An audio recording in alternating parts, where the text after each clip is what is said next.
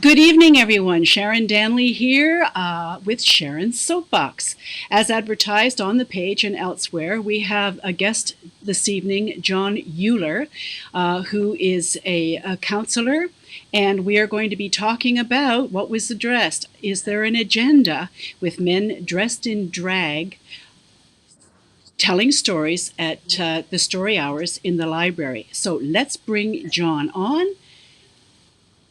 Good evening, John. How are you? Sharon, good to be with you. Good. Thanks for the opportunity. Excellent. To talk about a less than ideal subject. Yes, I know. I just have one housekeeping thing for folks who want to comment. There is an eCam Live link directly above this video, and all you have to do is click on that link and it will take you to a page where you scroll down the page and accept the app, so that when you want to make a comment, I can bring you up on the page where you can see your face and your name. Now, if you prefer to remain anonymous, don't do anything. We won't see your profile, and we won't see your name. So I just wanted to let you know that for when you're ready. So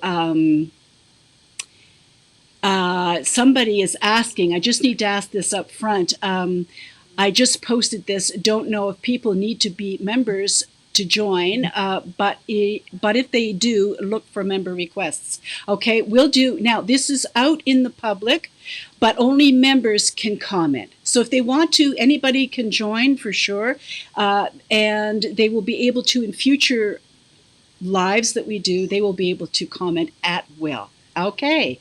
All right, John. So tell us a little bit about yourself. Well, Sharon, again, thanks for the opportunity. In a nutshell, I'm a licensed professional counselor, or in the States. Sharon, you're in Canada, so I'm aware we have actually an international reach. So there's a number of mental health licenses that are recognized in the U.S. One of those is a licensed professional counselor. So I hold an LPC.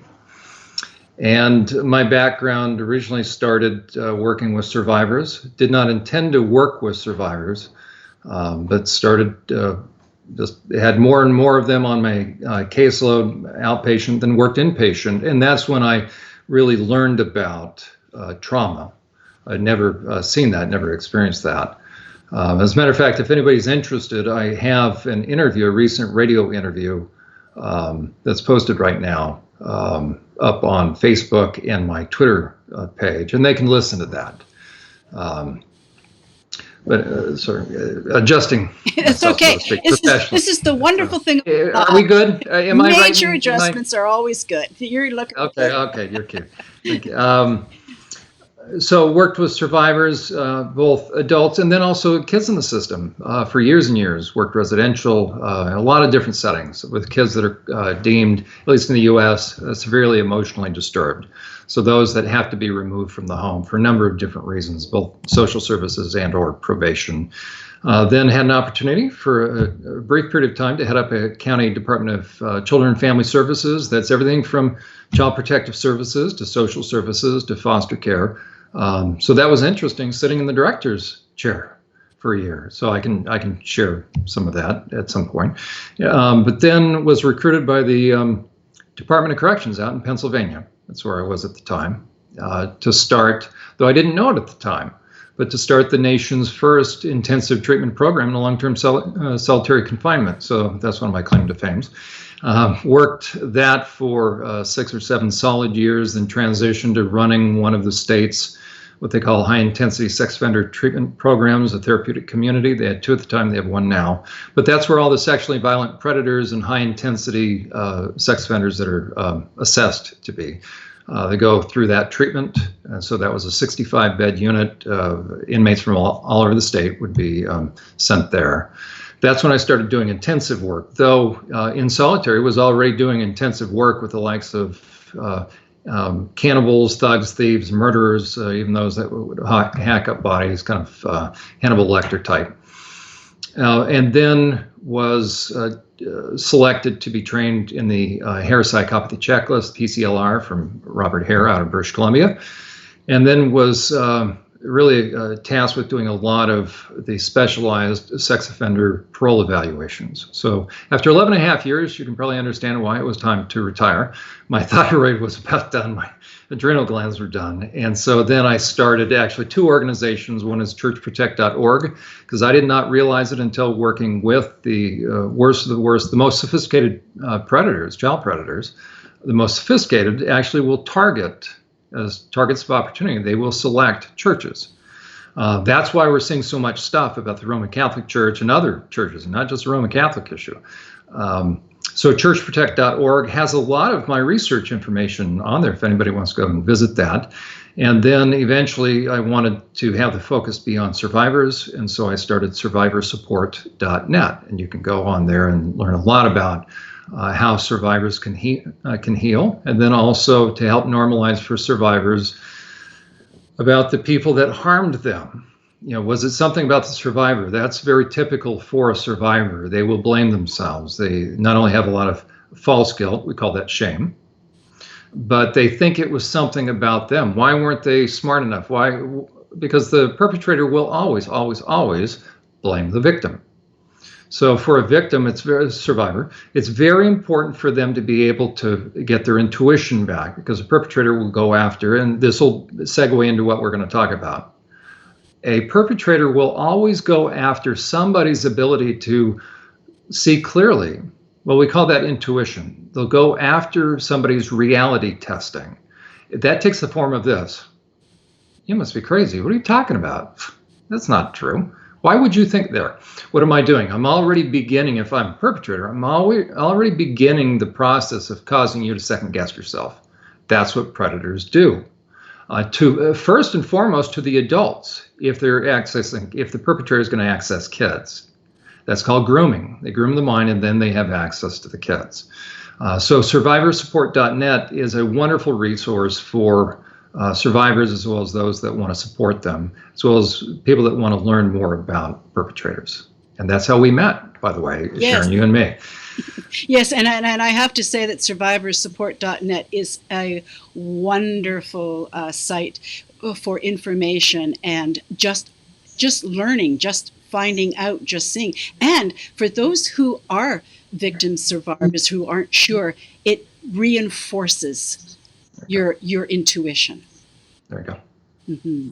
So that's my background in a nutshell. So after 11 plus years in the Department of Corrections in Pennsylvania, decided to retire. So for the past 3 years or so, churchprotect.org, and then now survivorsupport.net. Mm-hmm. So that's the parent organization. So it's nonprofit. We would love for people to join us. Matter of fact, let me make my little pitch right now. If we've just started a members only page, that's a wonderful opportunity, because now, Sharon, as we get into this topic, some of this may hit home. It probably will for some people. We don't have the opportunity here in this brief time, as I'm keeping track of time. We won't be able to field every single question, those that have them. And so survivorsupport.net has just started a members only page. We will begin to have forums. We'll have these types of opportunities, as well as weekly opportunities for people to actually ask a lot of their questions in depth and get those answered. So we can tell people that take heart if you don't have questions answered tonight that you have, or would like to ask some, because there are some heartbreaking situations. Sharon, you encountered one, and maybe we can start with that, why there is such a concern. But that's a very good place that people can turn to the members only. It's $7 a month. It's actually a way to help survivor support. So $7 a month, there's going to be a lot of interviews. There's going to be it'll just be a wonderful resource. So great. But why don't we start with, why is this pertinent? And then maybe share your experience even today, because parents really need to know that this is coming to a library near them. It's coming to schools. Everything we've heard about, even we'll touch on Yaniv, the guy up in Canada. I call him wax on, wax off guy, who in Canada, you can't say that because you'll be sued for thousands of dollars if you call him a her, if you don't call him a him, or her a him, whatever. So it's a perverted guy, and I'll go toe-to-toe with anybody because I professionally can assess him. Mm-hmm. But there are very dangerous people, and people don't realize it. There are very dangerous people that are trying to access kids. Yes. And so we need to find out, how do you discern, as well as now with the drag queen story hour, guys dressing in drag, or as I say, dressing up in women's underwear and putting on women's clothing. Are they normal? Are they quirky? Are they fun-loving? Are they mentally ill? Are they best of intent? Do they have best of intentions, or could it be something else? So we can talk about it. Mm-hmm. But you had an experience today that was extremely valuable. Yes, as some of you will know, I went to a drag story hour in my neighborhood and I filmed it, and I paid particular attention to everyone. I did a summary of it, which is in the files, or if you just go into summary drag queen story hour, you'll see it. It'll come up for you. The video is there. So I asked to meet with the co-producers of that, and we met this morning and voiced our concerns. There was another person with me, Vicky is her name, and we were saying that what the big concern that I had, when you talk about wanting to do a diverse thing for the neighborhood, that's fine. Well, when you remove the nuclear family from the stories, there's no mom and dad from the stories, it was all two men in all the stories. So to me, that's not diversity, that's agenda, that's indoctrination. I checked all the library books that they had there for the kids. There wasn't anything about a nuclear family. It was all about my two dads, my two moms, my gay uncle, that sort of thing.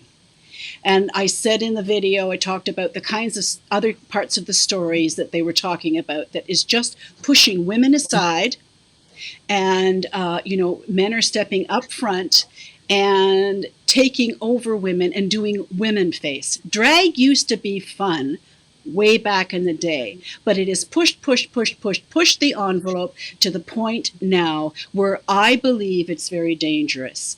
So the two people that were listening to me were kind of, everybody in the neighborhood has different views. And I had a couple of men come up to me and say that they really enjoyed it. And I said, of course they would. Of course they would. But there wasn't anything there for heterosexual couples with children. And I said, when you have men doing women face and showing it to kids from like 3 to 8 or whatever, they're getting the wrong idea. This is not a woman. This is not the way women behave. And to say that, oh, it's just fun. It's just stories. It's just diminish. So then I said the reference checks, the security checks. And they said, oh, well, the library does that. I said, well, isn't that interesting? Because the library doesn't really do it. And I'm still waiting to hear back from the police department to find out just exactly how they do these security checks. And then the conversation went around with what they do for the neighborhood, all this diversity stuff, all this. And then I started to get patronized by saying, oh, Sharon, I can hear your passion for the children. You must love children. And I thought, oh, here we go. I'm tempted to say, of course I don't. I just wanted to be smart about it. But of course I do. I said, but I don't have any grandchildren. But the more important issue is not whether I like kids or not, or have grandkids or whatever. The important issue is the greater good and the children in the village. The children in the village. And when the children are in danger, and I feel they are in emotional, spiritual danger with this stuff. And I said, did you happen to see the background of these guys? Because one of them, on his Twitter page, he made a comment about, oh, I'm getting my Boy Scout twink on with the scarf I'm wearing. I said, so that's okay.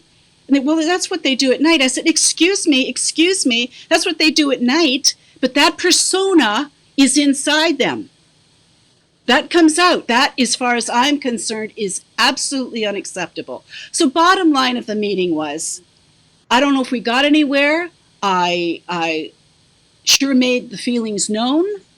And I think they know that I'll be checking in the future. They said, well, this was our first drag story hour or drag queen story, and I said, oh, good, I hope it's your last. So I don't know. We'll see. We'll see. Yeah. And I will continue to, I haven't heard back from the Ontario Arts Council, the Canadian Arts Council. I haven't heard back from anybody, and I still haven't heard back from the police. So I've got to get on the blower and start hounding them about why they aren't doing a better job. So that's my experience, John. Now, there you go. So that's where I brought this in, where we came to today. But what seems to be something that many of us who are concerned about this, we hear, well, they're just having fun, or you're homophobic, or you're transphobic, or you're, the labels that they give people. Anybody who stands up and speaks out, this is what happens. And even after our notification went out about this live tonight, man, did I get lambasted on my own page. And a few other people did too. And they were just coming at it full force, not making any sense, not really debating. If this and nasty. Yeah, very nasty. Here, this is an aside, but it's really important. Because one thing I try to share with people is this. If you want to find out if you're getting close to something in somebody's life, in general, it's like a physician. You go to a doctor and he starts poking and prodding. And the question is, does a good doctor listen to his patients? Depends. Meaning this. If I'm at the doctor and he starts doing this, he's asking me questions. Does it, and he's carrying on this little dialogue, but he's moving lower to my, my tummy or whatever. And then he's going to check my appendix or, Mm-hmm. Can you imagine a doctor? He's doing that. I've given him permission, and but all of a sudden I say, get away, stop there. Now the question is this. What should the doctor do? Meaning, if he's a good doctor, is he going to say, I'm sorry, you know what, sorry about that. We'll just focus up here. How are you feeling? Does the doctor, am I paying the doctor? Is he ethically obligated? Does he want to deliver truth, or does he want to make me feel good? Mm-hmm. And that's why he pokes and prods. And oftentimes, somebody's reaction, and even more than that, the intensity level, the degree of emotional intensity, will tell you something, whether or not there's something there. It's like a little Geiger counter that's looking for radioactivity. It's invisible, but as a matter of fact, we call them buttons in psychology, right? Whoa, somebody pushed my buttons. What do we mean by that? The person doesn't literally have buttons on them. We know that, whoa, somebody got close to something. How do we know? You'll see them react. So the question is this. Will someone react if nothing's there? Well, if they're a really good psychopath, they won't, because they know better. But a mid-level one is reactive. And so the question is this. If somebody really is of goodwill and good-natured, will they react over somebody that's beginning to ask questions? Now, I'm sort of giving away some of the assessment the secrets, so to speak. Not really secrets. But, I mean, if you had a nefarious person, if they were smart, as a matter of fact, there's a book out there called How to Pass the PCLR, by the way. You can get it on Amazon. PCLR is the Hair Psychopathy Checklist. It's coaching someone on how to pass, how people pass lie detector tests. Well, this is an assessment, a verbal assessment. So you can go learn how to fake out a psychologist if a psychologist doesn't know what he's looking for. Okay. But one of the first things you look for is, does the person register or react? So you just posting that we're going to be talking about this, all of a sudden there is a flood of vile stuff. I mean, they're supposed to be the sensitive crowd. Really? I mean, just vile word. You finally had to block stuff. Yeah. I mean, if I said that kind of stuff, I'd be banned from social media. But they can get away with it. Yes, a little trivia there, by the way. Yes, they do. So it's interesting how just the fact that we're going to even broach a certain subject you have a firestorm of nastiness. So first of all, whatever happened to these sensitive men or sensitive community, I find that rather interesting. But the fact that you're going to talk about it brings all this up. We even talk about what we're going to talk about. The question is there an agenda? And the question I have for anyone, whether in the lifestyle or not, is simply this. Do you care about child safety? Because see, what predators will do, did I just, no. Yeah. Take a step back. My background's working with predators. And the issue is this. Where can you find a predator? There is a right answer, and I'll tell you exactly the answer. It's anywhere kids are. Let me repeat that. The number one place I'm really worried about are churches. Okay? Can we find predators in schools? Can we find them in athletics? Dr. Larry Nassar comes to mind. Can you find academia? Anywhere there are people, anywhere there are women, you'll have adult predators. Anywhere there's kids, anywhere. Boy Scouts, try 12,000 survivors right now and 8,000 perpetrators. Okay, it's axiomatic. Yeah. If there are kids, there are going to be predators. Now, am I homophobic for saying that? Sorry. No, the real question is this. Do you care about children and child safety? So the place that any of us have to start is this. Do you care about kids enough to begin to seriously look at the methods and the means by which they will access kids? So I don't care who I'm talking to right now. The question will come full circle. I don't care if you're in academia. I don't care if you're an advocate. I don't care who you are. The question is this. Are you going to tell me there's some venue out there that you don't want to have scrutinized and assured for child safety? Are you telling me that where there's a group of men, I didn't say what group right now, but there's a group of men, now I'm gonna up it one. Now this will be part of my background working with sex offenders. So where do you have the greatest amount of perpetrators? Wherever you have men. Are women? I didn't say, of course, right? But the vast majority of perpetrators are what gender? You said, I don't fool around with any of that, okay? It's men, male, with dangling participles to be grammatically correct, okay? If you have a dangling participle, you're a guy, okay? Yeah. You know, how many sex offenders groups do they run in prisons for men versus women? How many male prisons versus female? How many male prisons versus female prisons in any state? In Pennsylvania, there's 27 prisons last count. I don't know. 2 female, the rest male. Okay, so that tells you more men go to prison. Okay, there are more sex offenders that are male by far, the vast majority. Yeah. Okay, does Jeffrey Epstein, did he have a female? Absolutely. Keith Raniere have an Allison Mack? Yes, and those are very dark and dangerous people, and we can talk about that someday. Okay, the vast majority of predators are male. And the vast majority of male predators, ready? 100%. How do I know? Because I worked with about 4,000 of them over 11 years. Let me try it again. 4,000 of them. Looked at their files, their history, one-on-ones, group. I know what I'm talking about. No, you're not published. We'll take care of that at some point in time. Yeah. Okay? Yeah. So they are male. They're looking to access kids. So wherever kids are, whether small groups such as slumber parties or large groups, you're going to find men that are trying to perpetrate on kids. Now the question is this, how do they do that? Yeah. And do they ever communicate? Do they ever plan? Of course they do. Right. Now, the question is this, is there an agenda with Drag Queen Story Hour? I start by asking this, what is an agenda? It's people getting together and having a predetermined goal, and how do you move things toward that goal? So the question is this, if any group that gets together of kids, are there going to be, a likelihood is, are there going to be perpetrators? Absolutely.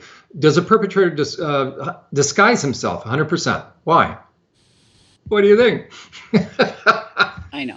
Right? Because if they know, they're going to be busted. And therefore, the question is this, who's trying to access kids? And what's an easy way? And it always comes down to this. They will hide their identity and they will make themselves look the polar opposite of what you think they are. Yep. And Drag Queen Story Hour is the perfect venue. Yes, it is. Now, John, there's a few questions here that I'd like to bring up, and whoa, we'll just bring this down a little bit. Whoop, the other way. Sorry about that. That's okay, and I'll tell you if I really feel intensely about this. Yeah, because I wasn't sure if you were. But right now, here's the deal. If you look at the majority of men doing Drag Queen Story Hour, here's the thing. You got to be honest, right? Only honesty is going to protect kids. This is not about me caring about anybody else other than kids. I care about everybody, okay? But I'm not worried about offending or hurting the sensitivities of a bunch of men that are dressing in women's underwear. Why? Because I know what they do, and they're all into porn, 100% of them, and I just didn't throw that out there, okay? 100% of sex offenders become sex offenders because they're massively into porn, and the vast majority of these guys are on virtual private networks accessing porn. How do you know? You look at their social media pages. So we're not talking sensitive guys. We're talking guys that are deeply steeped in porn, and they know it, and they're trying to access kids. Go be with other men. Why are you trying to access kids if you're an adult man and you're hiding your identity? There's only one reason. And don't tell me it's about philanthropic endeavors. So exactly. Okay, so we have a comment. I don't know if you can see it, John. I love the you can't see it?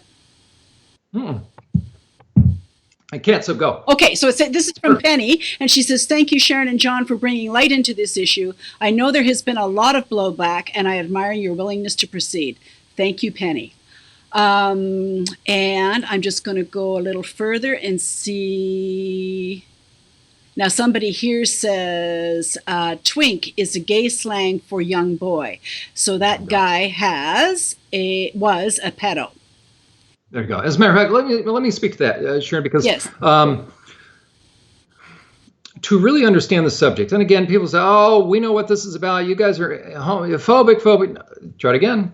Because what a perpetrator will do, or a cult leader, or anybody that is selfish and is now allowed their ego to build and therefore going to start taking advantage of anybody. Then you get him into porn. Now you've got somebody that's a predator sexually. Okay, so you have to take a step back in order to, if you're serious about protecting kids or protecting anybody. Look at 50 Shades of Grey. Look at the cover of that. Mm-hmm. Okay, I mean, I talk about predators of any age going after any target. But the question is this.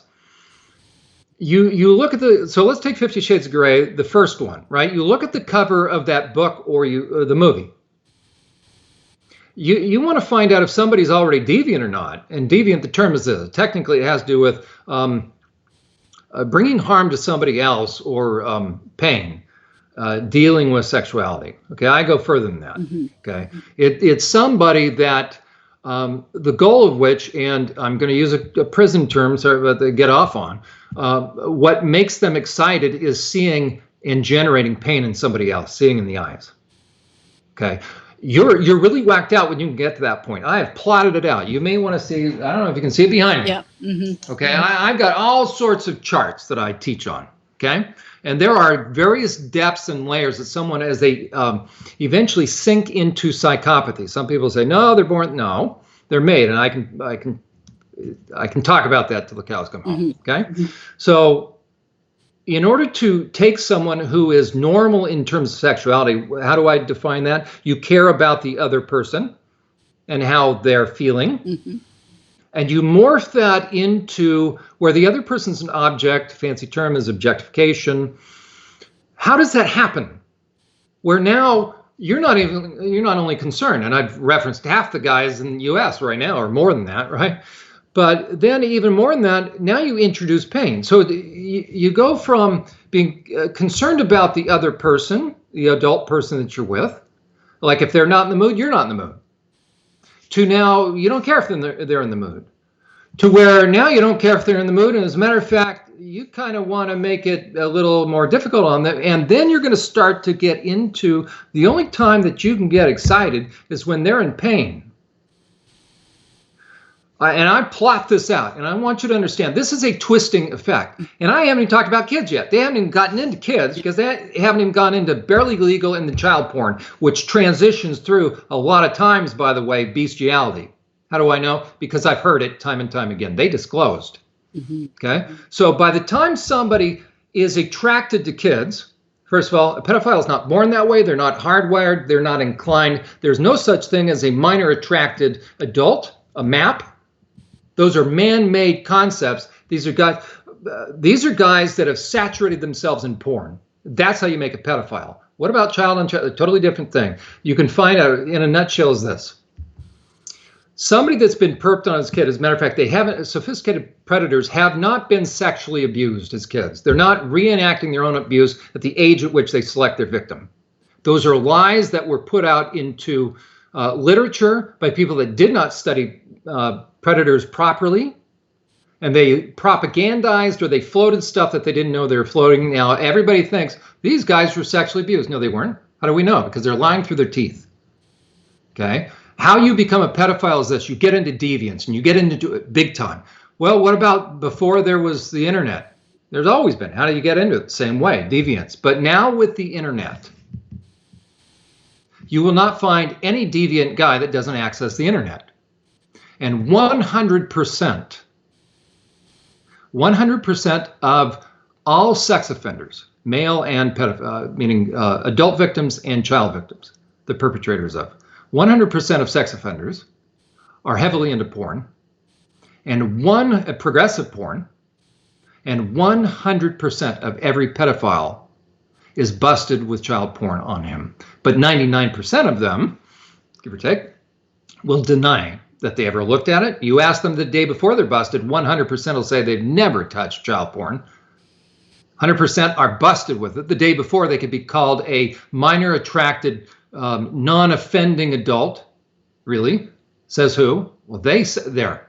Any research that's based upon the words of a pedophile or a perpetrator, you're taking the world's greatest liars at face value. So you, by nature, you have invalid and unreliable research.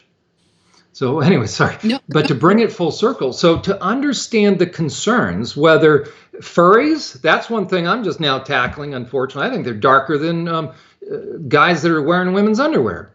At least we can tell those guys have clothes on. Nobody can tell, by the way. Any adult that takes their kids to furries, that I had never even heard of furries till working with the pedophiles. They're the ones that told me about furries. You can't tell me whether a guy is naked under a furry suit, can you? Of course. Sorry, right? I'm going to go one further. You can't tell me how many sex offenders are there. We know there are sex offenders. Now you can't tell me who's in that little furry suit, can you? I'm interacting with some unique individual. Ready what his moniker is and bring it full circle to these symbols and terms, okay? Mm-hmm. So you have, what did the guy say, the pedophile? He called those kids? Twink? Twink, yeah, my twink. They're twink, okay, we got twink. Here's some other terms. Chicken or chicks, okay? That is pedophile for young boy, okay? Pizza, that is pedophile lingo for kids. Then you'll have the symbols too, by the way. You'll have unicorns. Those are huge. They're really into anime. You go onto social media, and any guy that's into anime, be very, very cautious. What else? But any guy that has a lot of cartoon stuff or children's movies, be very, very cautious. But this guy that I've been interacting, here it is. It's Pizza Wolf. He's a furry. I said, oh, really? Pizza and wolf. Wolf's a predator. Pizza is what? Okay. So they're into symbolism. They're into code terms. And they're into hiding their identity. So rule number one, to find out who are we dealing with, whether drag queen or not. I'm sorry, I'm looking at the time. And the question is this: would you allow anybody to walk in your house and babysit your kid without knowing them? Right? But parents are taking their kids to who and where? Guys, well, he looks kind of fun and he's dressed up as what? So he's dressed up in women's underwear and actually is this time put on a dress. So you're handing your kids over to who? Men that are in women's underwear. Let that sink in. A, that's not normal. B, any guy that's into women's underwear is into what? I can tell you. What do you think he's looking at on VPNs at night on the internet so no one can track him? Why? Because he hides his identity. Can you tell me, when you go see a drag queen, do you know who you're talking to? They'll never tell their identity. And that's why, Sharon, you have such a powerful point. If I'm a legitimate guy, I will put 100% of my identity out for public view. And they'll always say, well, it's not safe. I'm not worried. Mine's out there. If you got nothing to hide, you got nothing to hide. If a guy has something to hide, and this is where I should be speaking to all women, unfortunately, right? If your husband hides his passwords, sorry, there's a reason why he hides his password. Unless he's into NSA or FBI, then somebody still should be checking on him. Okay? But A, does a guy hide his identity? Oops, what do we got here? Now we got men in drag. If you can't tell who a guy is, and if he's not willing to volunteer it, here it is. If he's not willing to be up front, I mean, for every one of these drag queens, you want to tell me you're legitimate, up goes your 100% verifiable ID and password. I mean, not password. You show me your resume right now. Right. Okay, I don't want to know your phone number. I don't want to know your address, but you better let me verify who you are, just like my stuff is up there, sharing stuff. Mm-hmm. Okay, number one, 100% verifiable. Number two, why are you accessing kids? The average wife in marriage counseling, one of the biggest issues, the 4 reasons somebody will seek out marriage counseling: money, sex, in-laws, and kids. Okay. One of the big issues, and you hear it time and time again, and anybody that's been around the block knows this, whether an adult or not, right? I just don't understand it. He won't spend time with the kids because he's male, and I'm not defending it, right? The vast majority of women, of wives and mothers, are what? Pleading for their husbands to get involved with the kids. Ladies, dads, here's a really important question. We have the world's largest collection of guys and women's underwear that are doing what and focusing on what population of people out there. You notice they're not lining up to read at old folks' homes, at a nursing hospital, a nursing home. Exactly. Okay? Why aren't they doing that? Those people are shut in. Yep. Okay, and then as Sharon, as you mm-hmm. talked about it, what content are, we're not history's greatest astronauts. No, it's ready for this one. What color is your underwear? Yes. That was a book I saw. Yes, I saw the book there too.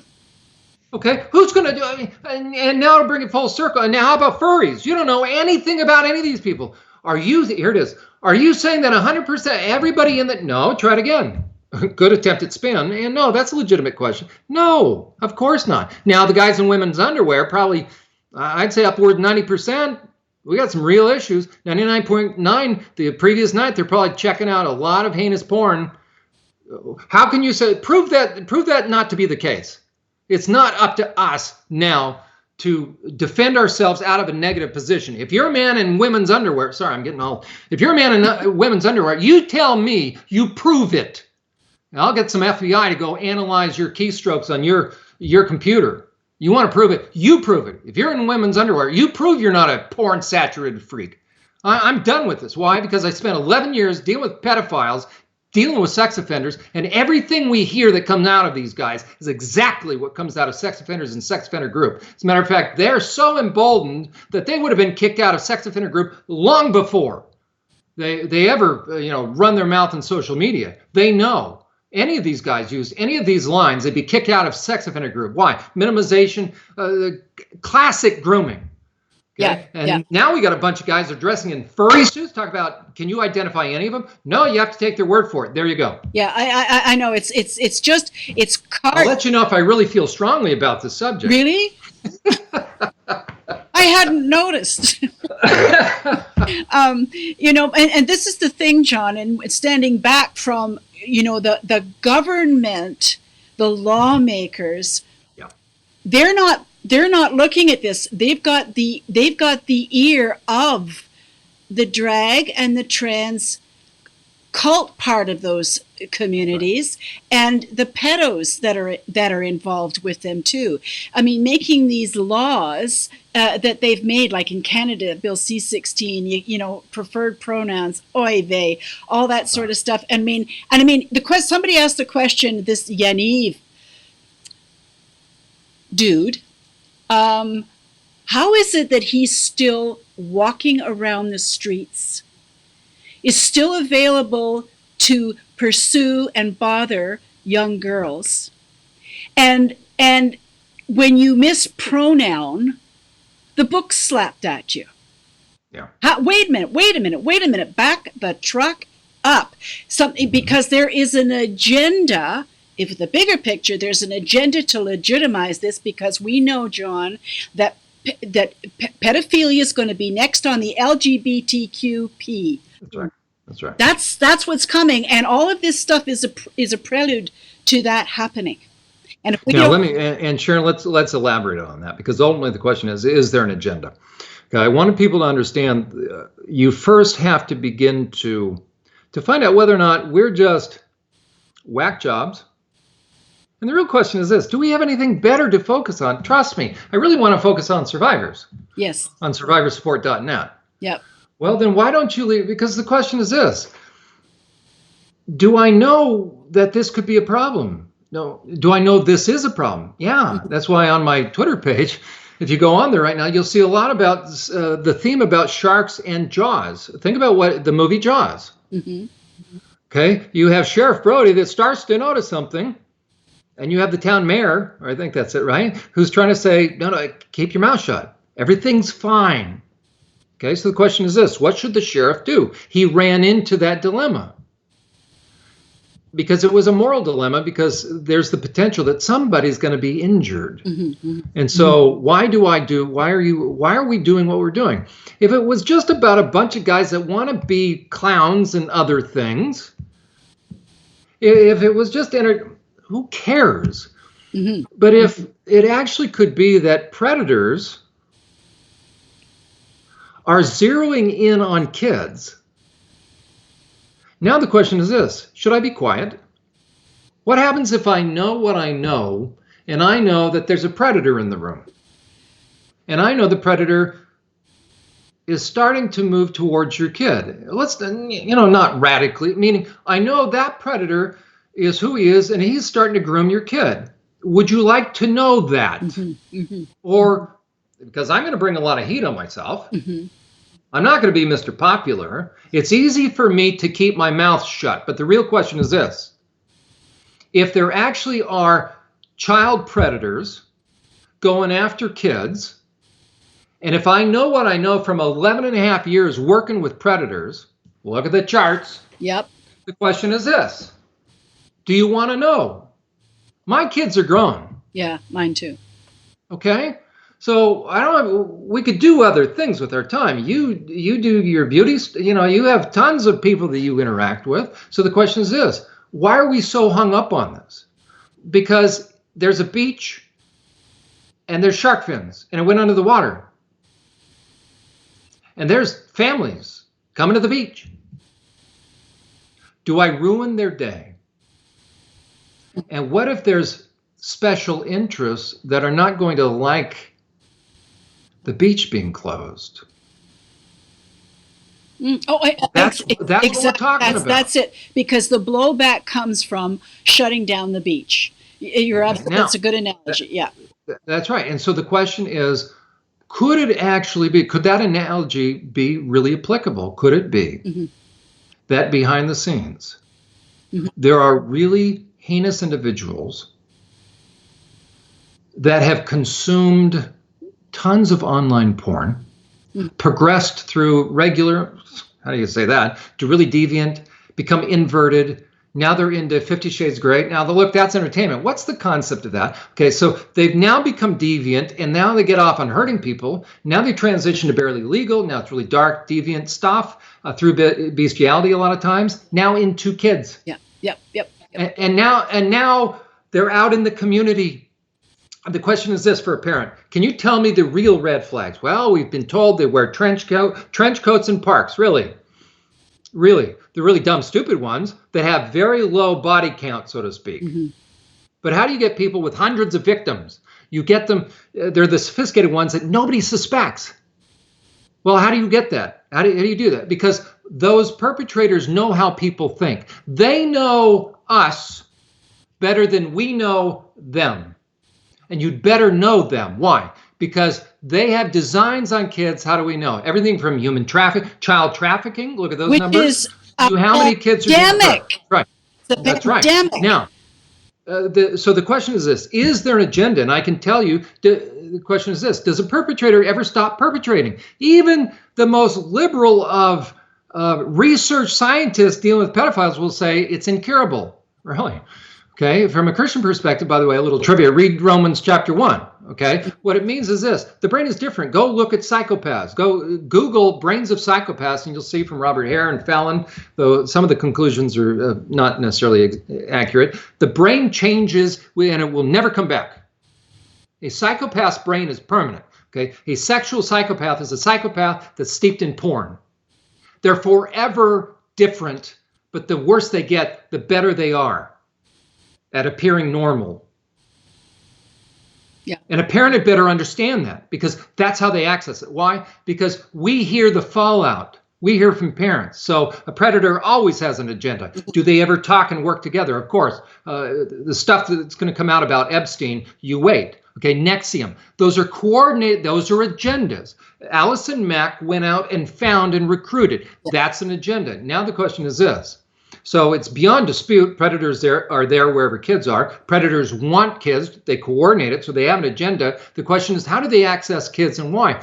And the one dot that I want to connect, sure, I'm aware of the time, which is this. Yes, and then we have to kind of summary, because some people are a bit confused because we're jumping around. There's so much, folks. There's so much. So the thing that's important for people to see about Drag Queen Story Hour is this. First of all, no normal guy dresses that way. No normal guy wants to access kids like that. So on an individual level, focusing on these guys, they're questionable at best, and they won't put up their ID. Okay, they fit the profile. If they don't like it, then stop fitting the profile. I can help them understand how not to fit the profile. The first thing is, don't dress in women's underwear. Okay, is there an agenda? They want to access kids. 100% of these trans guys, drag queens, perps? No, probably a significant amount. You have drag queens that never want to access kids. They're probably safe, deviant, but they're safe. The unsafe ones are going to access kids. Okay, so a significant number of them. So you have to suspect a whole lot of them to keep kids safe. But here's the most important issue, and the big picture is this: the Drag Queen Story Hour, and furries, by the way, I'm going to throw them in now. They are what amounts to the farm team of the trans movement. Let me repeat that. Okay. The whole trans issue has taken the world by storm. What do we mean by trans? Gender confused kids, supposedly, that are now being put through treatments. Hormone blood, you're killing kids. Okay? And the premise is that, I am jazzed and all this stuff. I'll maintain myself. Okay? The question is this: is any of it real? Are you telling? What about? Hold on. What about the DSM-5? Yeah. What about gender dysphoria? Keep talking. The question is it real? Okay, about that much. But this thing is mushroomed. There's an excellent book called When Harry Became Sally. Yes. Okay. This thing in about 5 years has mushroomed into some massive push to be able to posit the notion that a boy can become a girl, maybe a girl in a boy's body, vice versa. And the question is this: how does that happen, and is it real? What you have is this: if you toy around with a kid's psyche in terms of his sexuality, you've started to capture the kid. And if you are a nefarious individual, and you are predatory, and you are porn-filled, so your goal is to begin to, no other way, to sexually abuse and perpetrate and exploit kids. How do you do that? You have to cross their boundaries. How do you do that without them telling? How do you do it so where they accept it? And what happens when boundaries are crossed? Okay. Yeah. So the goal of perpetrators are to access kids sexually. How do you do that? You not only access kids, but now the question is, how do you cross kids' boundaries? How do you make it so that a kid is receptive and a kid won't tell? He'll keep the secrets. You do exactly what we're seeing. You take kids and you introduce sexualized topics that are way beyond them, that are deviant. So you begin to normalize things. So they don't have their spider sense. You work on their intuition. what's the first thing you do? You normalize deviance.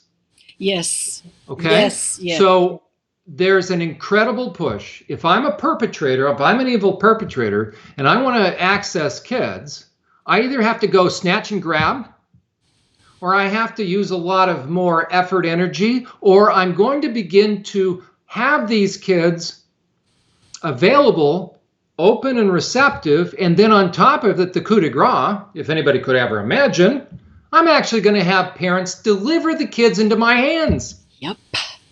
Now, does it begin to make sense? That's the agenda. If I'm a perpetrator and you look at the sophisticated pedophiles, low-level pedophiles always get busted, and they're the ones that may have been screwed up, meaning, okay, they could be sexually abused as kids. I mean, they may have been. But you will see a consistent history of problems and troubles in their lives. Drug abuse, and they didn't make it into adulthood unscathed and successful. That's the difference. If you have an adult that's well-adjusted, successful, and doesn't show any other signs, that man was not perped on. Okay. All right, John. Yeah. It's a lot for people to take in. Some people are confused here. So that was good to do that. I'm just going to run through here. Somebody said their head is spinning. Sorry, Lynn. But, the thing is, it is a huge subject and people are scared of it and people are denying it and they don't want to know about it because it's so much. It's so much to take in. But folks, we have to. We have to. Sharon, let me add this one, and hopefully this will help again. Again, drag queen story hour. Could there be individuals that aren't a part of it? Correct. A weird guy that can't keep. Okay. But the question is this: could it be a part of? And if we miss that, are there implications? Could drag queen story hour be a part of a bigger push to sexualize kids, but even more than that, to impact their sexuality? And the end result of impacting a child's sexuality is a couple of things. How do you get women that are adults that get sucked into NXIVM where they allow themselves to be branded? How do you get grown women that invert that picture on 50 Shades of Grey and say, that's love? And they willingly subject themselves to that. The guy has her chained like in a medieval dungeon and doing what to her? Okay, I'm not just talking kids, but the question is this: how do you not only access kids, but how do you end up screwing up adults to where they can't discern? Yeah, but the thing is, John, bringing it back to the story hour with the kids, what I saw with my own eyes is that the kids are being confused deliberately. Right. Before they've even had an opportunity to even start to think about or consider their sexuality, it's being confused, so that when that happens, when their time comes for puberty, they've already got this stuff implanted. That's right. That's right. And here's the connection. Drag queen story hour. What's the very next thing you tend to see when you start looking at those stories? I'll tell you exactly. Go look up the little kid. He's getting almost teens now. The Amazing Desmond. Just Google the name Amazing Desmond. Or Lactatia. Okay, this is where this is going. You introduce the idea of RuPaul. I'll tell you what, I did some, put some stuff out there, put his name in there. My tweets are disappearing. Twitter's taken these things and making them disappear. I asked him some very direct questions, which have to do, there's two very powerful pictures. Go on my Twitter and you'll see them. They're despicable. But the question is this: first of all, are they mad at me for showing what these guys do? But there's two adult men naked with little boys. Yep.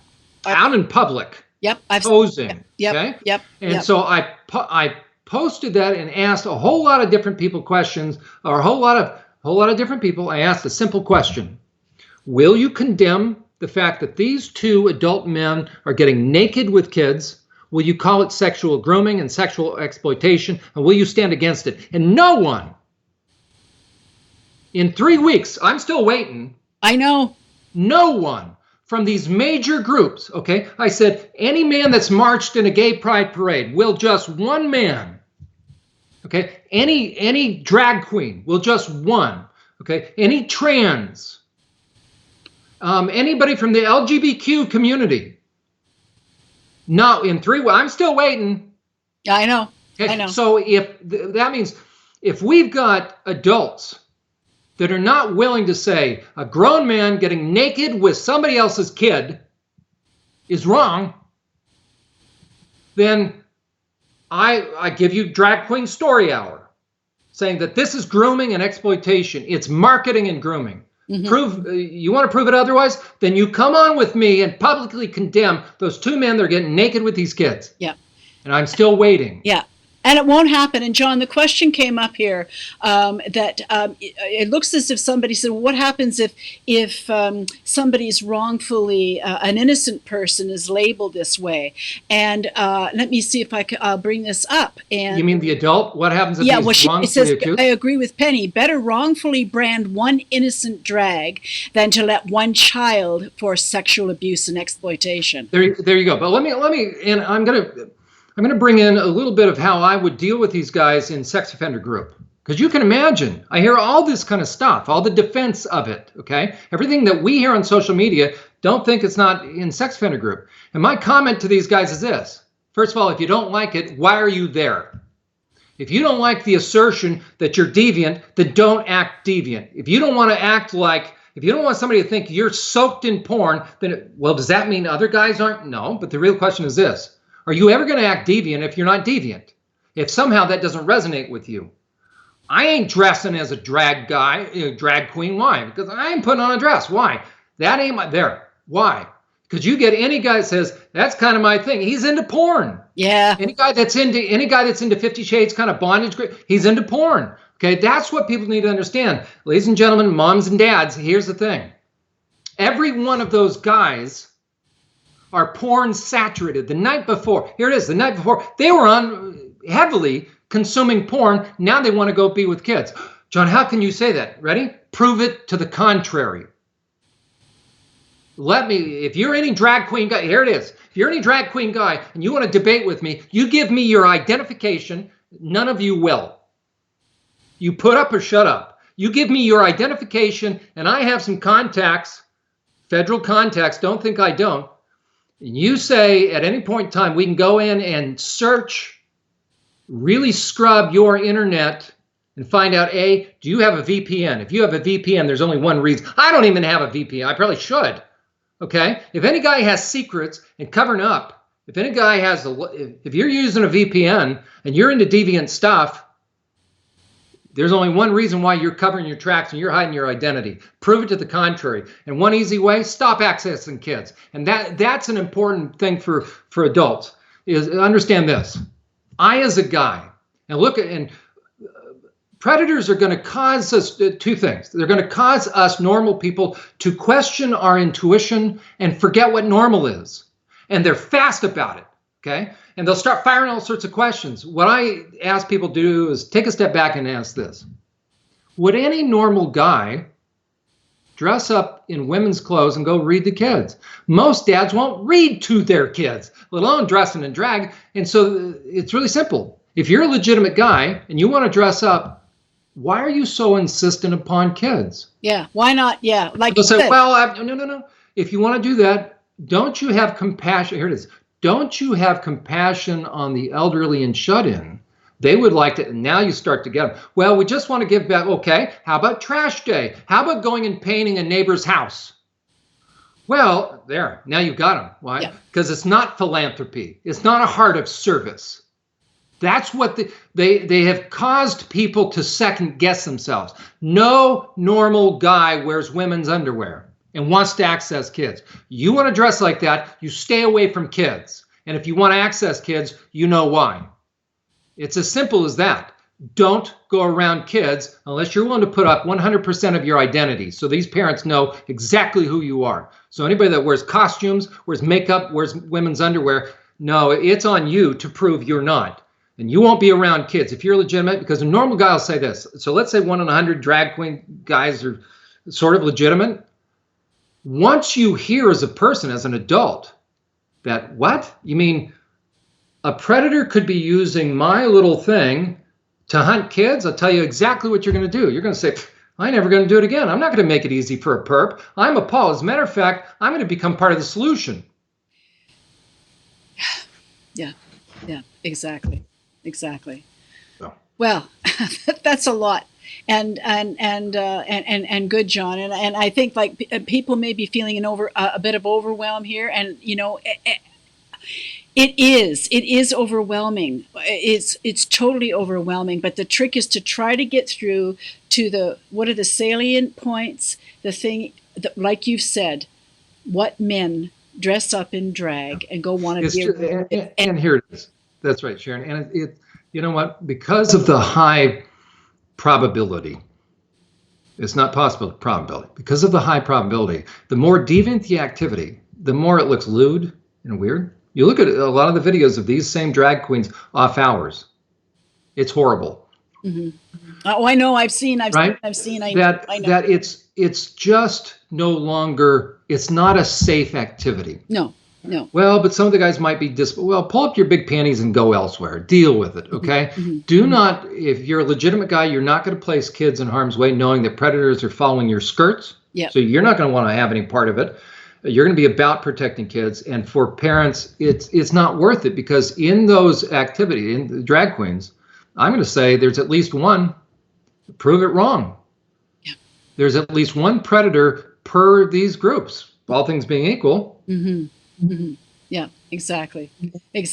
So I guess maybe, John, what could people do, given the information that they have already gleaned, plus what they've listened to and watched this evening, and going back into the world, into their corner of the world where, you say anything, you post anything on your social media or whatever, you get blowback from your family, from your friends, and it's really hard when you're not used to blowback.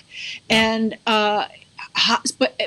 however, how do we stand against this stuff? And we have to be a collective, really, don't we? I think that contacting your local governments, whether they're local, whether they're city, provincial, or federal in Canada or the U.S. I'm not sure how it works there, but the same thing. Take care of what's happening. Ask your local libraries. Ask them some specific questions. Why are you allowing this? Why can't you let me see the security check? And the other thing is the parents not wanting to hear, not wanting to know. That's right. My recommendation is this. And first of all, if somebody wants to really assess, and that's the first place I recommend anybody to start. Can some adult man really get to a point where he is so darkened that he hunts kids? You have to be convinced of that. Okay, survivorsupport.net. Under the Insights tab, click on that and you will see. Yes. Trust me. And each of those drop-down tabs, you click on one and they've got 7 or 5, 6, 7 within those. Okay, you'll spend hours.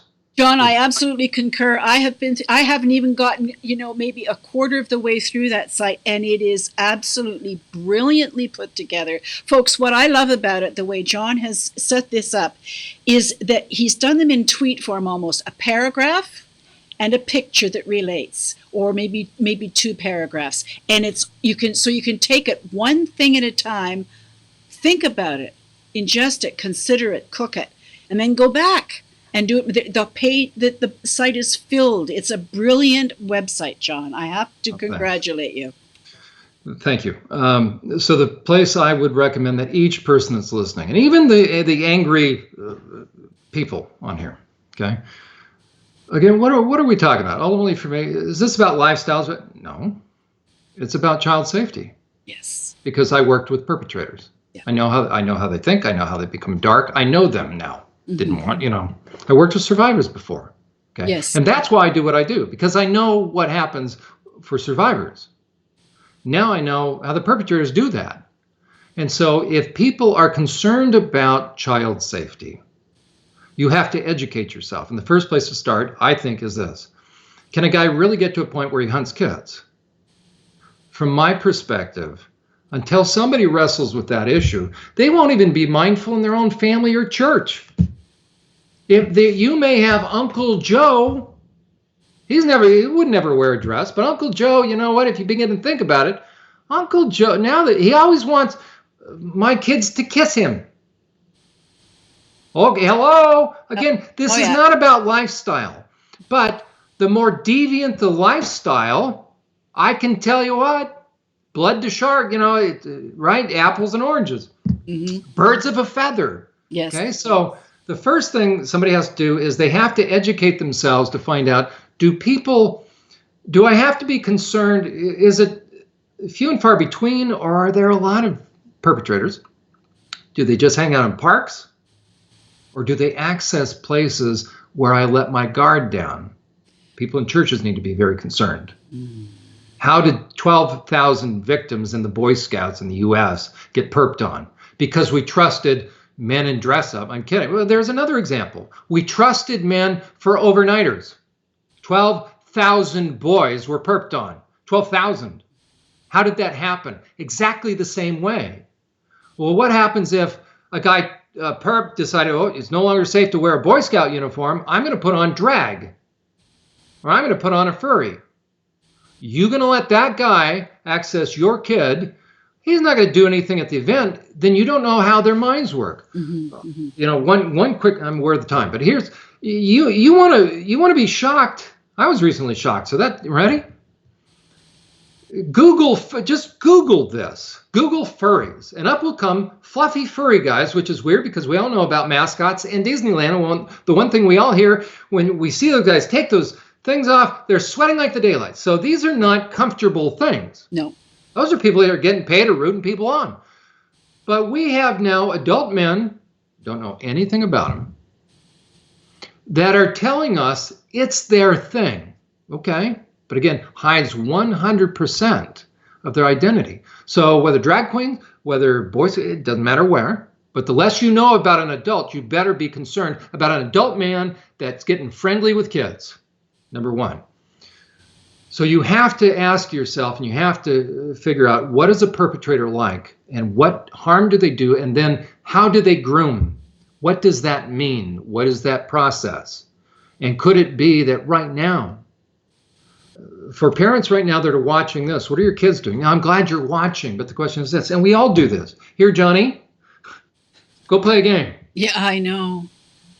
Okay, I'm not faulting anybody, but the question is this. So do this to show, this is just one example. So I won't pick on drag queens, I'll pick on furries for a second. Google furries, and up will come fluffy guys in suits, okay? Then do this, sexy furries. Okay, and then what you're going to start to see is do cartoon furries. Oh, why? Because at Drag Queen Hour, I tell you what, they've been passing out their identification to the kids where they can go online and see them. Okay, so that's why it's solicitation and marketing.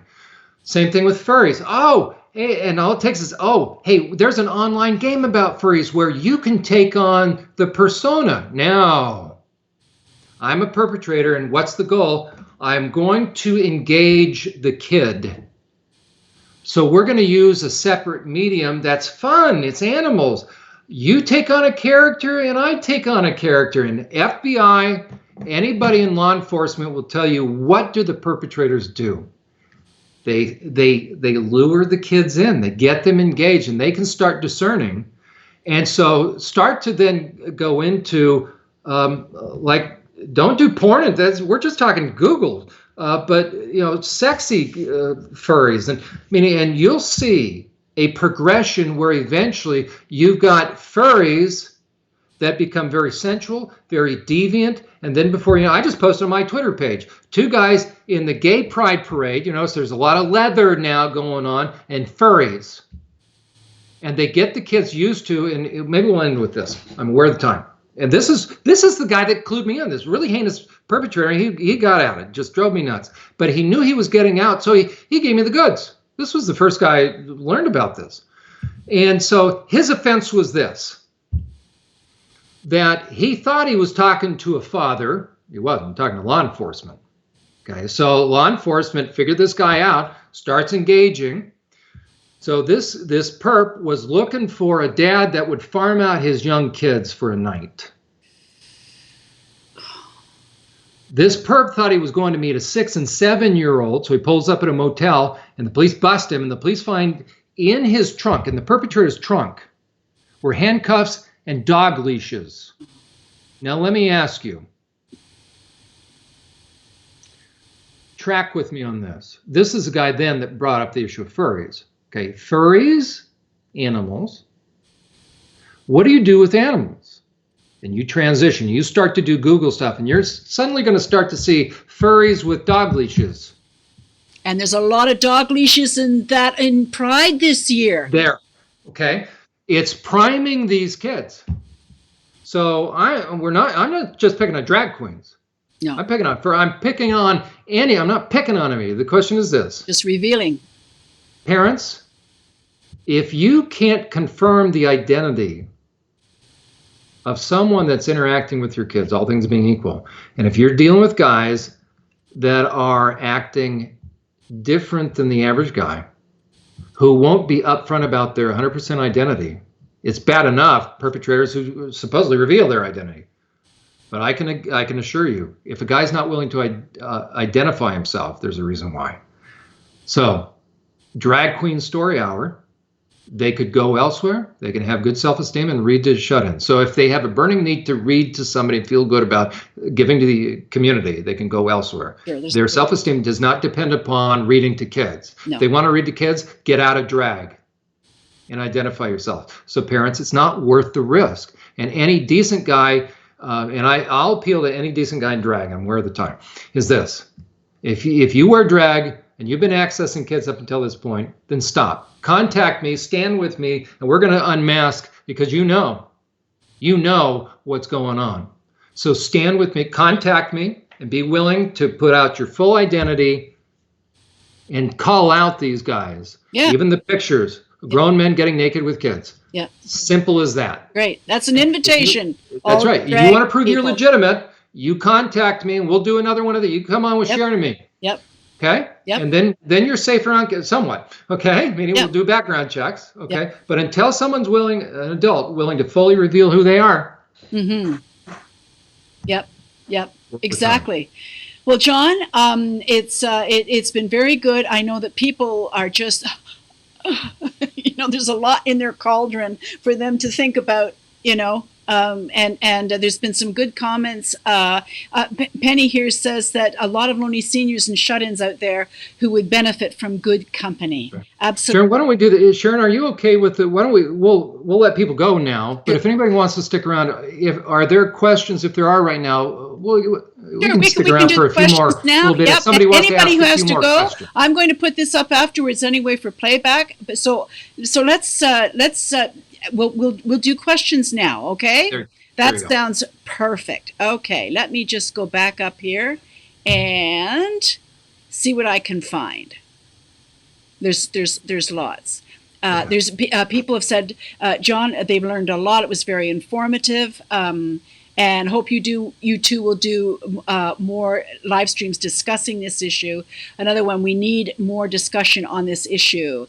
And let me see what this says here. Prostitution is paid rape and porn is rape on tape.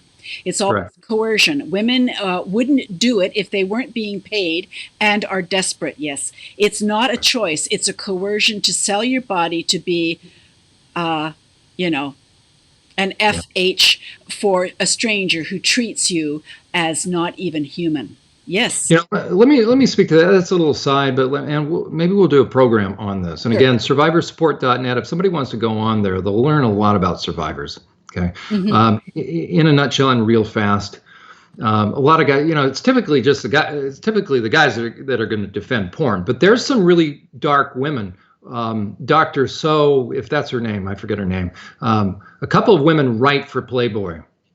Okay. They are the Allison Max, or I forget the gal's name, who was finding girls for Jeffrey Epstein. Oh, right. You have some really dark women. Oh, yeah. Okay? Always in it for cash. Yeah. But it's dark, very, very dark. Mm-hmm.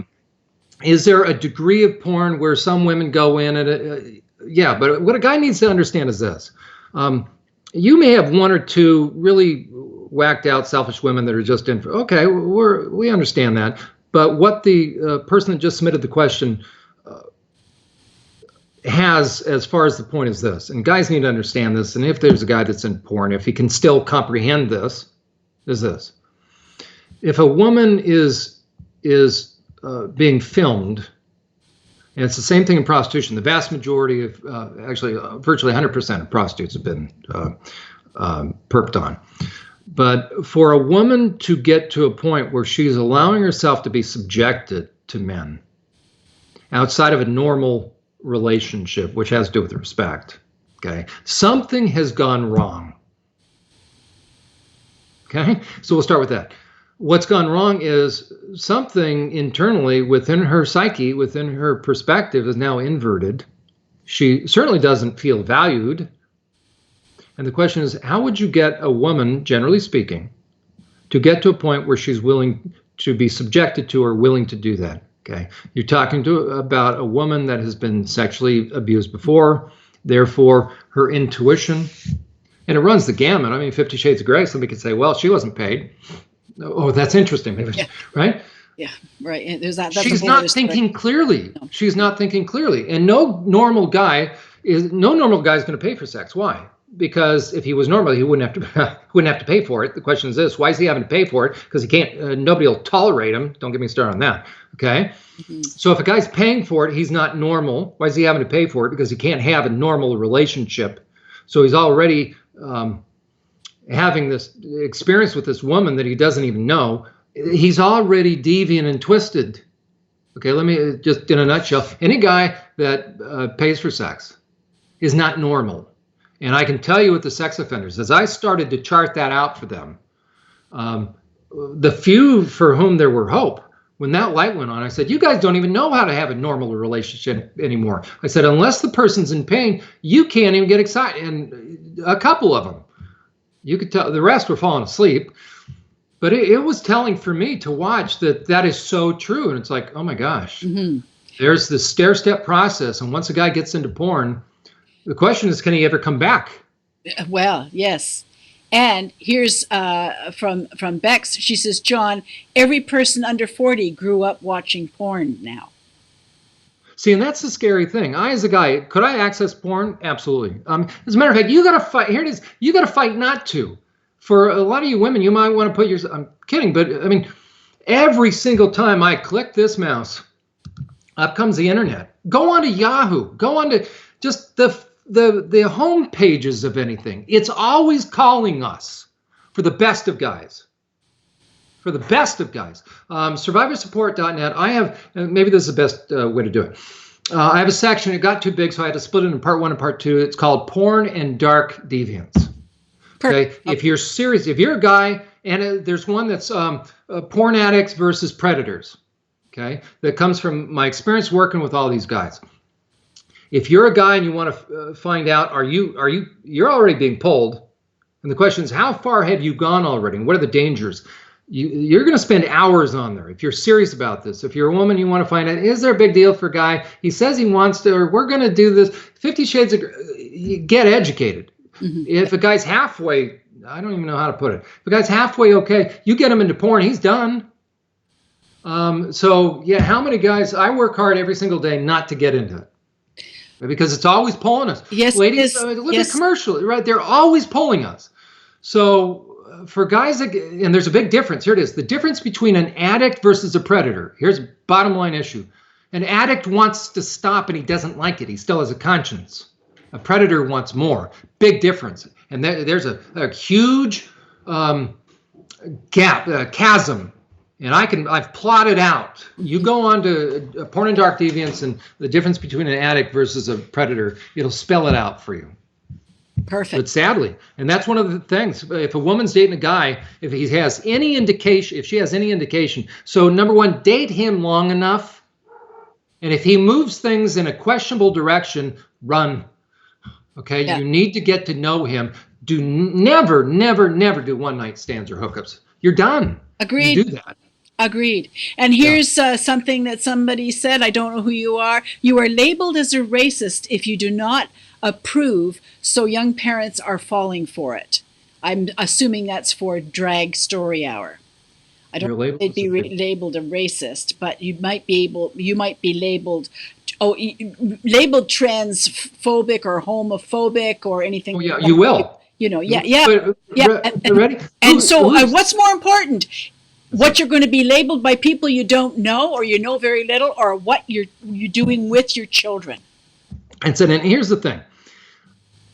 Again, try to think as a perpetrator thinks. I know, weird, but it's important because this is the only way to understand it. You got to think like a cult leader thinks. Because behind every perpetrator is a cult leader, or behind every cult leader is a perpetrator, right? So to understand perpetrators, as a matter of fact, the more you learn about cults and cult leaders, you'll understand about perpetrators. Why? Because they convince people of something that isn't true. They turn darkness to light and light to darkness, sweet for bitter and bitter. They invert everything. You've got to be masterful. How did we even use the term? They drank the Kool-Aid. Where's that come from? Jim Jones in Guyana.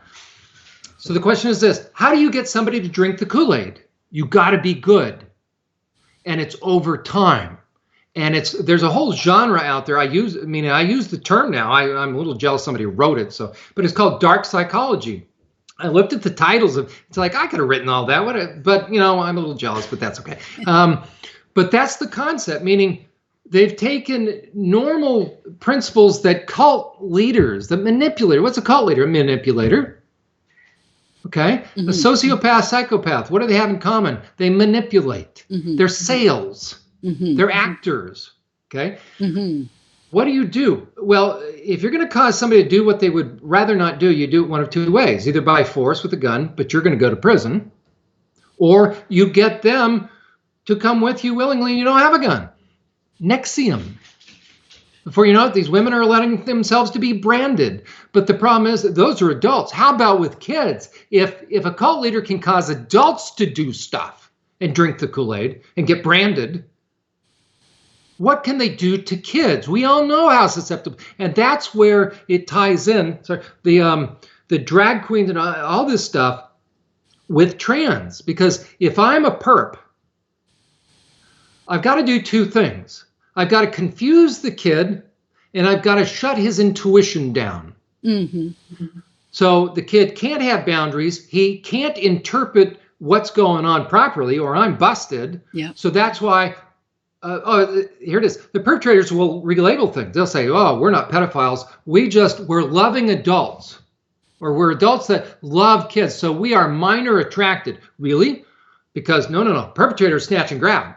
You see what they're doing already. In the DSM, they're working this book to say, it's just a disorder. It's just a weird little quirky. No, it's not. It's porn-saturated darkness. Yes. That now this person, this deviant man, because they know this. If you really found out, if somehow they could glow in the dark, every porn-saturated man that wants a child, tell you what, you'd be revolted. You wouldn't go near them. Why? Because you know what they've just been looking at. You know, they either want to take pictures of your kids. Where would they do that? In restrooms? How do they get access to kids in the restrooms? Gender-neutral restrooms, thank you. And you're going to affect a kid's sexuality so that now he's both shame-based and he's confused. So I'll tell you the trans community, I'll make a shift real fast. This is the concern. That's why I say the drag queen community, or drag queens that are accessing kids. Yes. Okay? Not every drag queen wants to access a kid. I want to hear from the drag queens it's time you stand with us and call out these freaks because you know what they're doing, okay? But none of them will, okay? And so a drag queen accessing other adults, I could care less. We wouldn't even be talking right now. We're talking because you have men dressing in women's underwear and drag that want to access kids. Yes, and that's the issue right there. It's okay? not about... It's not about what consenting adults do in the privacy of their home. It is about phobic at all. It's about the kids. That's right. So if an adult wants to go to the Bahamas and swim with sharks, okay, a little different. My brother did that on his honeymoon. I think that could have been a short honeymoon with I ain't going swimming with sharks. Okay, it depends upon who's calling you chum, when, and where, and why. Okay. But But if I go to the beach, that's different. I don't want a shark encounter of the close encounter of the worst kind, okay? But if there's sharks, I want somebody to at least put up a sign and say, shark warning. Then at least, fully informed. Nobody's putting up shark warning, because once you do, now go look at it on my Twitter page, what you have. The mayor of the town comes in and says, don't you dare open your mouth. Why? Because you might ruin a good there. Depends upon how we define that. And a good time for who. But if we care about kids, and one of the little tweets I just put up is this. I said, the sheriff had to answer to two people. One is, and I got a picture of him talking to the mayor, or the mayor talking to him, and then the sheriff talking to the mother that lost the child because the child got eaten by the shark. And now I get all worked up because I've talked to both. Don't start telling me, I get all worked up. Don't start telling me what is or isn't harmful to kids, because I've worked with survivors and I've worked with the perps and I know how they operate. This is real for me. That's why I do what I do. And there are sharks there. And if you don't like it, for you drag queens, and if you're legitimate, then stop being drag queens to kids, number one. You come on with me and you be an advocate with me and we'll go shark hunting. And if you're not, then shut your mouth about your sensitivity. You go take your panties elsewhere. And get out of the way, because there's perps. Until somebody gets serious and wants to come on any of my Facebook stuff with me, I don't want to hear from anybody anymore. There are perps, and I know them, and I interact with them all the time, and they're cowards, and they're pseudo-intellectual, and there's 6 different ways they communicate, and I know them all. Mm-hmm. And nobody cares about none of them care about kids. No, they don't. And so we're here to try to talk to parents and others to say, you know what? It is not safe. We're putting up a stake that says shark warning. Yep. And it's not our fault that we got to do it. We've got the little drone up there and we see a shark. Does that mean every square inch? No, it just means parents have the right to know, what does a shark look like? What's it capable of? And men in drag that are trying to access kids are probably sharks. And don't lie to these parents and pretend you're just some loving guy that wants to help mentor kids. Don't give me that. No, it does. No. And again, given just my limited experience with it, it is agenda driven. Yeah, in my opinion, it's agenda driven, and it's to boom and confuse. That's right. So that they're perfect fodder for the next stage, the trans and the other stuff that comes with it. And all the men in my sex offender group would be laughing at this. Like, I mean, if somebody in my sex offender group, one of the pedophiles, said, I'll tell you what I'm going to do when I get out. I'm going to go read to kids, and I'm going to dress in women's underwear, and I'm going to love on those kids. Or I'm going to put a big furry suit on so nobody knows who I am. Hey, we'd fail his butt out of the sex offender group. What do you think we would find as we told the officers, go search his cell? What kind of little pictures would we find? Tell you exactly, because he's the kind of guy that was sitting in front of Toddlers and Tierra TV on the Block TV. Okay? What do you think the other sex offenders who are not pedophiles? Unfortunately, you can have a group of 15 guys, not very many of them the pedophiles. What do you think? Say half of them want to kill the pedophiles, the baby rapers. Why? Because they don't do that, and they know. Why are pedophiles killed in prison? Why are they afraid? Because you can't fool other inmates. Mm-hmm. They're not fooled. So can you imagine a guy saying, Mr. Euler, I tell you what I want to do. I just want to give back to the community. I want to prove my trustworthiness. So when I get out, I'm going to hide my identity. I'm going to dress in women's underwear and clothes, and I'm going to go read to kids. I'm going to love on them to let them know that they are worthwhile, so they have self-esteem, so they don't fall for any predator that comes around. Because the best way to secure their future is to have good self-esteem. So if we have group hugs, yeah, see how it works? Yep. And we're going to protect them from homophobes because they might already be sensitive. I go on. That's why all the stuff that we hear on Facebook and Twitter, it's all right out of the sex offender groups. It drives me nuts because, Yeah. Okay. I I hear you. Well, we've come to. I think Yes, we have. this is a good. And people, some people are asking that maybe we can do this again, and I think that's a good idea. And be focused on, maybe put some comments. This, by the way, folks, I'm going to make sure that this is posted afterwards. You'll have the playback for anybody who missed it, or if you want to look back again and see, maybe go over certain aspects of it again, and let us know what direction you'd like to go in. Is there something that hasn't been covered or not covered enough or too confusing or whatever? Let us know so that we can do this, so that we can, the goal is to try to work together and to be a unit that is stopping the nonsense, to stop the insanity, and to protect the kids.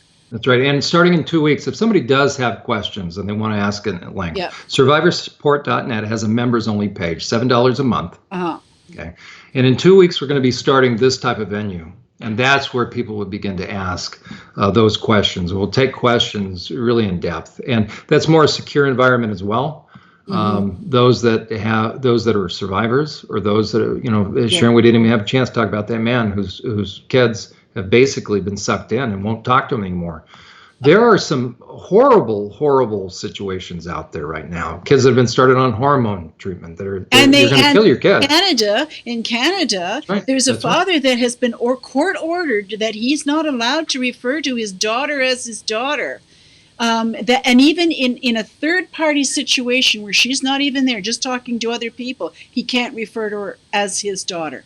I mean, to me, that is absolutely insane. And it's like they have drunk the Kool-Aid. Our governments, folks, are, as far as I'm concerned, they're even worse, because they allow for this to happen through the laws that they pass. And in Canada, we have an election coming up in October, not too far along. It's a duty, I think, of every citizen to ask your local candidates, and ask all of them, where do they stand on these issues? That's right. Because your votes women and kids are in real danger. Oh yeah, they are. Especially in Canada. U.S. is going to follow. But if women don't take the streets, so to speak, because of what's happening with Yaniv and other kids, I'm telling you, you run the risk of going away forever, being silenced forever. It's really bad. I mean, look at what happened to Walcott, who misgendered Morgan Ogre.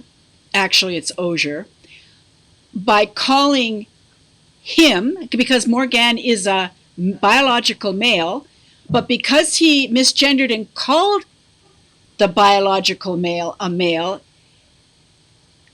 Osier took him to the human rights and got and won for $55,000 because of a misgendering, calling a man a man. I mean, this is the insanity that is in our Canadian courts. That's right. And that's right. It's going to get worse if we don't stop this. Mm-hmm. So we absolutely have to. Well, Sharon, it was a pleasure being with you. Yes, it was with you too. Thank you so much. And people are asking to do this again, and we will. And I will check and make sure that if there's anything outstanding here, we can talk about it or whatever. We'll figure it out. In the meantime, folks, please do visit survivorsupport.net. Even if it's, the information is invaluable, and share it with your friends. Share it if people are giving you a hard time. Say, take a look at this, and then let's, read this, look at this, and then let's have a talk about it. Let's discuss it if you're really concerned, because I'd like us to understand that the protection of our children is the most important thing. There we go. That's what it's all about. Yeah. That's all we care about. Yeah. Okay, well, thank you very much, John, and thank you, everybody, for participating with your excellent questions. Sorry didn't get to them all. It's just so much, but we'll do this again. And thank you. Have a wonderful balance of the evening, and we'll chatter some more on the page, okay? Good night, John. Thank you so much, and we'll see you later, folks. There you go.